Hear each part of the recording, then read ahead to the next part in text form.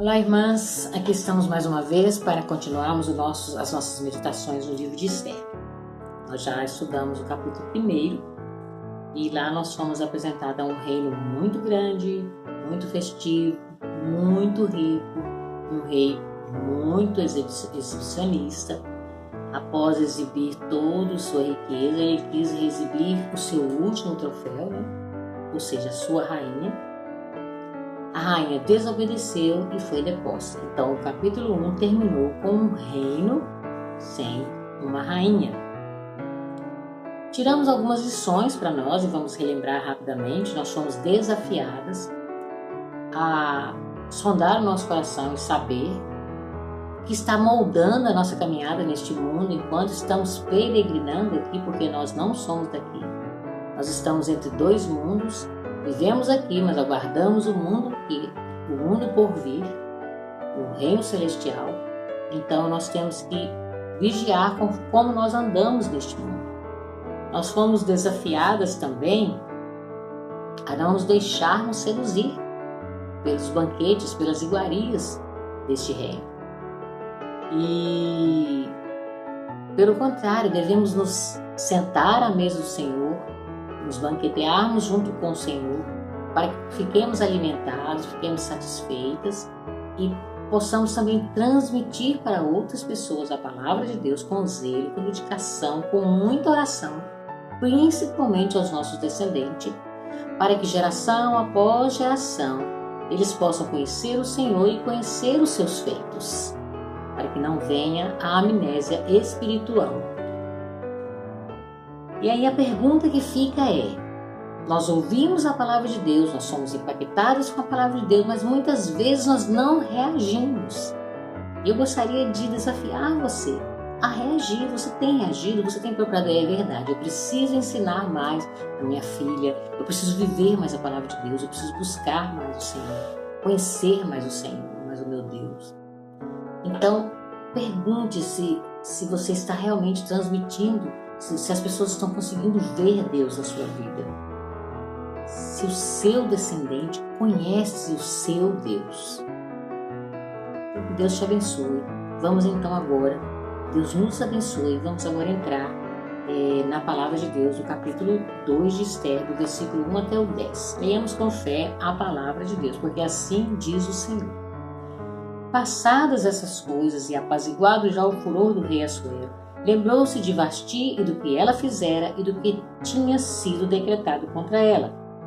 Então disseram os jovens do rei que eles serviam: tragam-se moças para o rei, virgens de boa aparência e formosura. Ponham o rei comissários em todas as províncias do seu reino e reúnam todas as moças virgens de boa aparência e formosura na cidadela de Susã, na casa das mulheres, sob as vistas de Hegai, eunuco do rei, guarda das mulheres, e deem-se-lhes os seus ungüentos. A moça que cair no agrado do rei, essa reine em lugar de Vasti. Com isso concordou o rei, e assim se fez.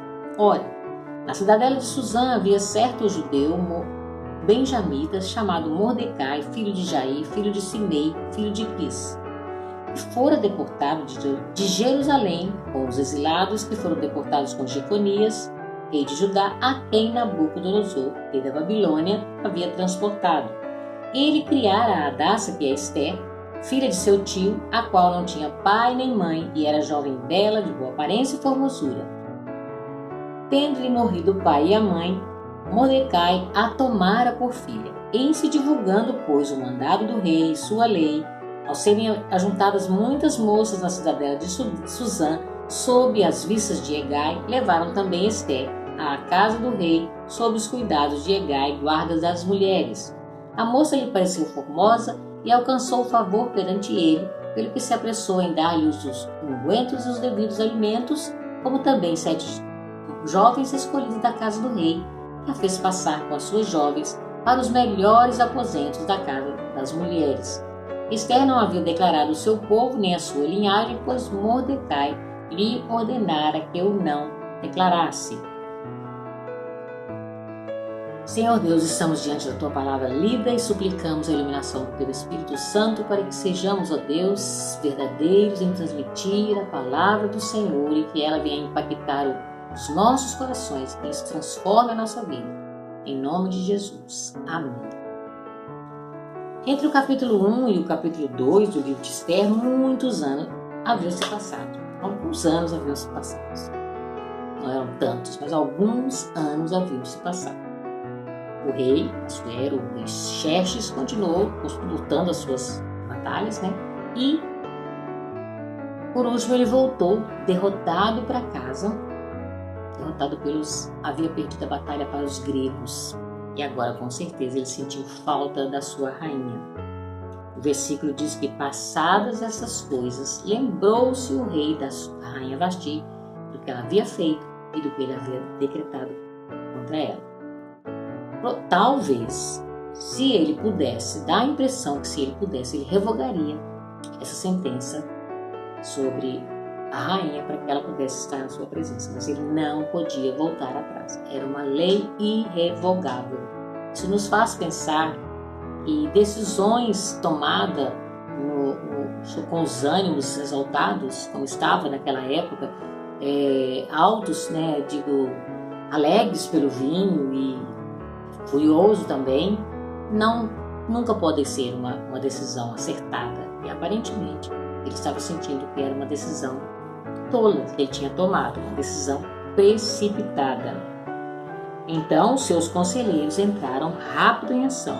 Os versículos 2 a 4 vão nos dizer: eles entraram com a lei e falaram: olha, coloquem comissários do rei e circulem todas as 127 províncias, tragam as moças, entreguem na mão de Hegai, que é o eunuco do rei, o guarda das mulheres do rei, para que aquela que agradar ao rei seja rainha no lugar de Vasti. Então, eles imediatamente começaram a fazer isso. Mas deixemos por um momento esses personagens que nós já conhecemos um pouco e vamos conhecer agora 2 personagens que vão fazer parte do restante dessa história. Cada um de nós temos uma história de vida e é bom que pensemos se nós estamos satisfeitos com a nossa história, com a história da nossa vida. Você está satisfeito com a história da sua vida? Se você pudesse voltar atrás, pensando em você, não o que as outras pessoas fizeram, você faria tudo diferente?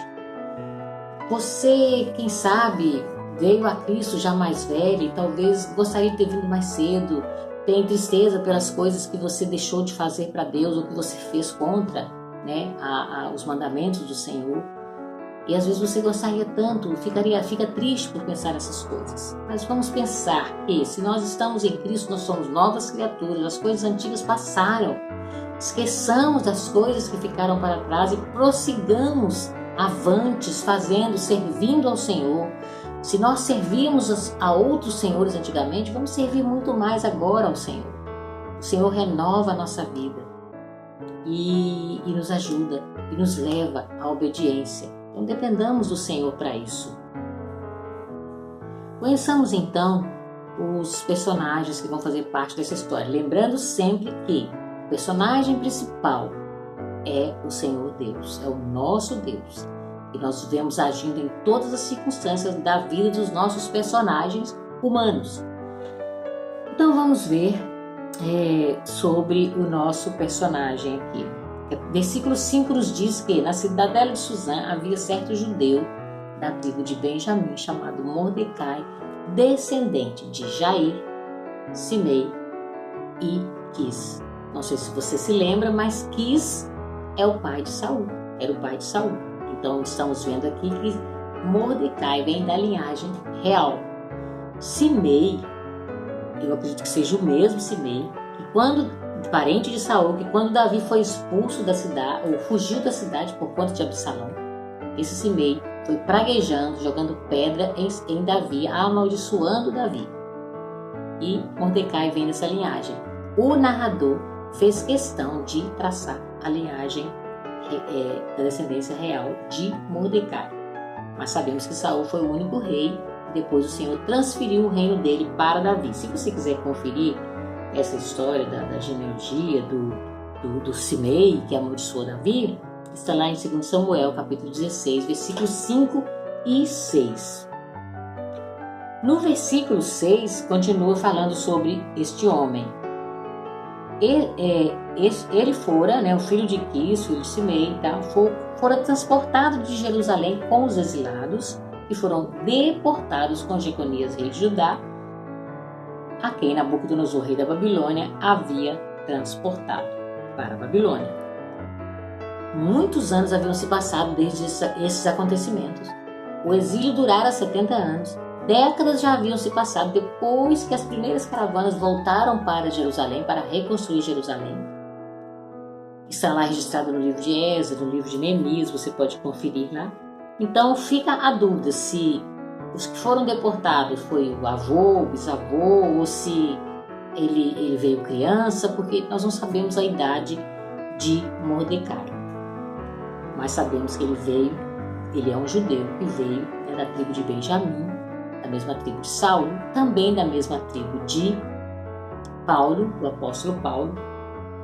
E o nome dele não é um nome de judeu, é um nome derivado, talvez, de um deus daquela região, o Marduk. É claro que quando os exilados vinham deportados e tinham seus nomes trocados, não significa que eles também adotaram a cultura, adotaram os deuses.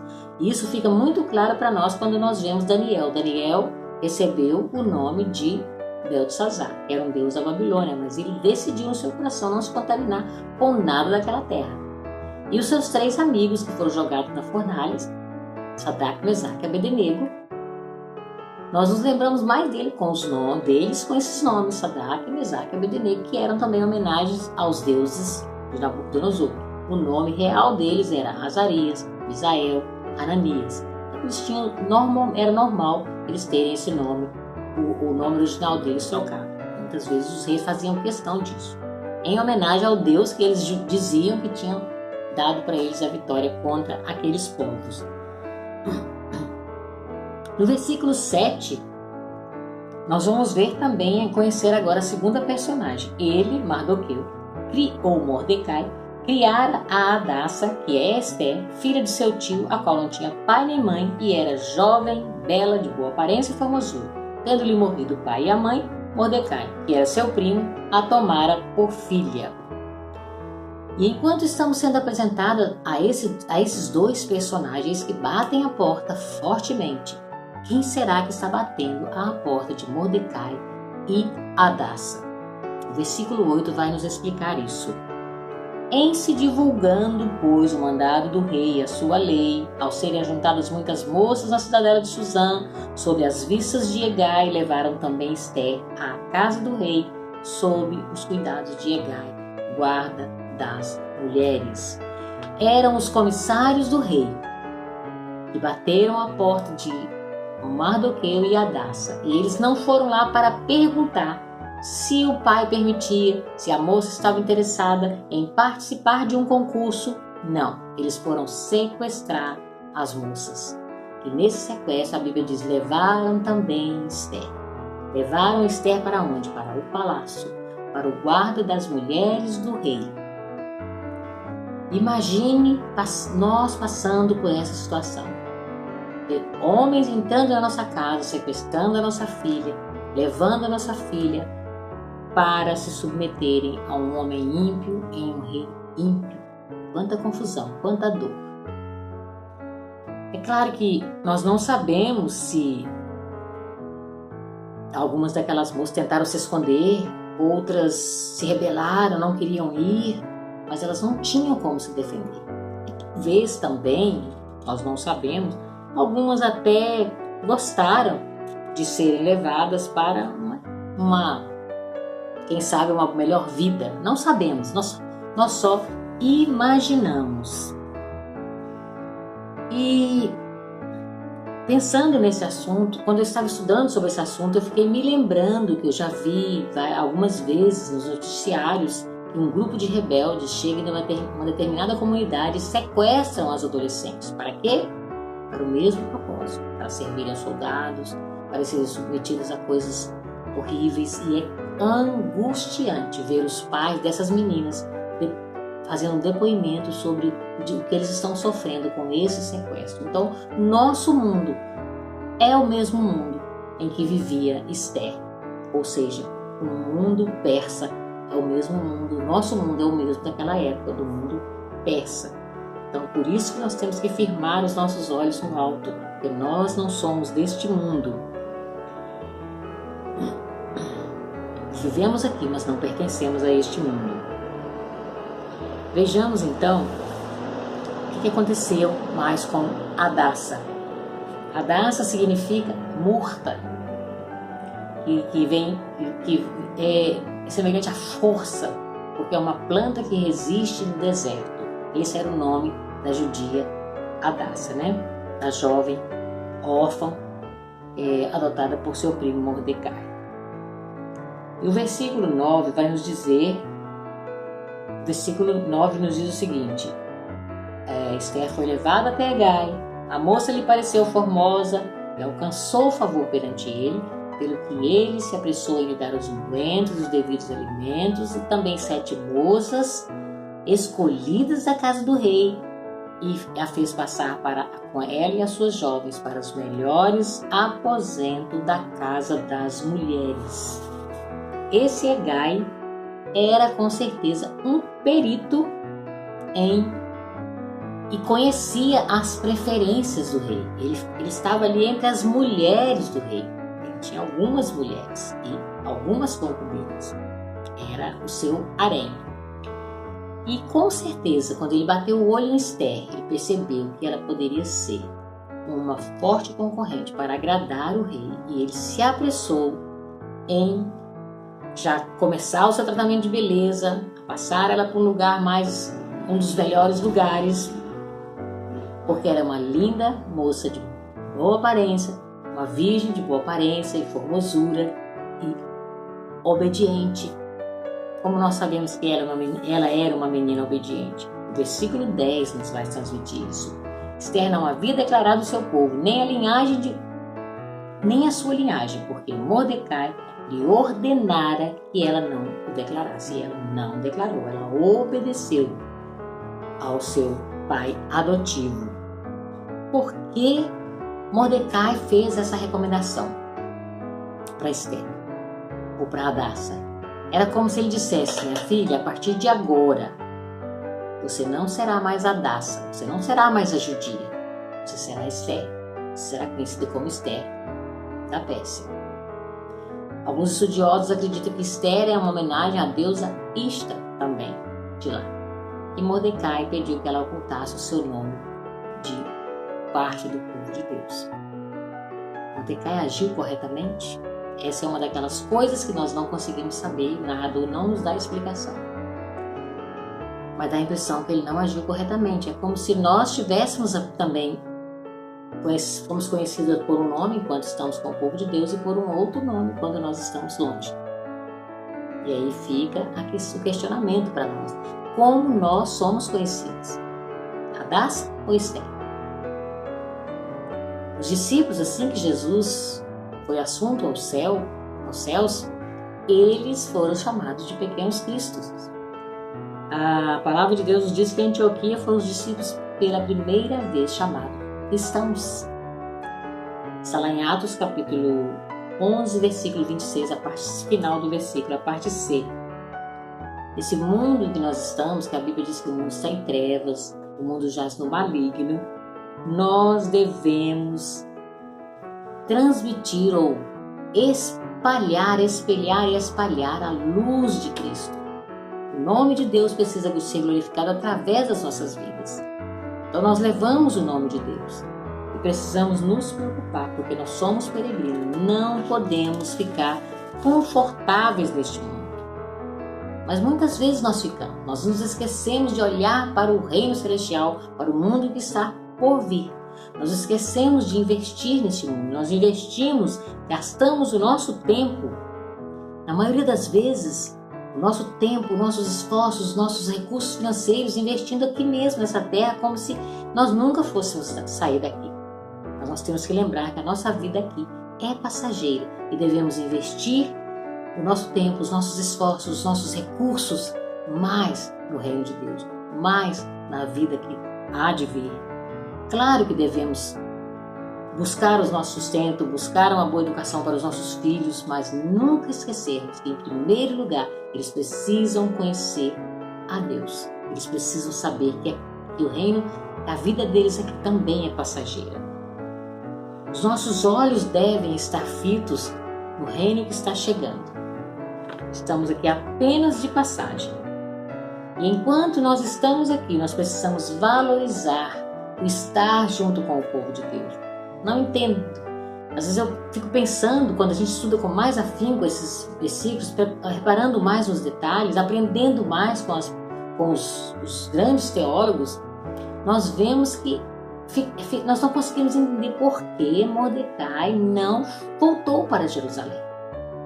O exílio acabou, muitos já voltaram e ele permaneceu na Pérsia. A impressão que nós temos é que ele estava se sentindo bem confortável ali. Talvez fosse melhor ficar ali do que voltar para uma cidade que precisava ser reconstruída, uma cidade que estava sem muros.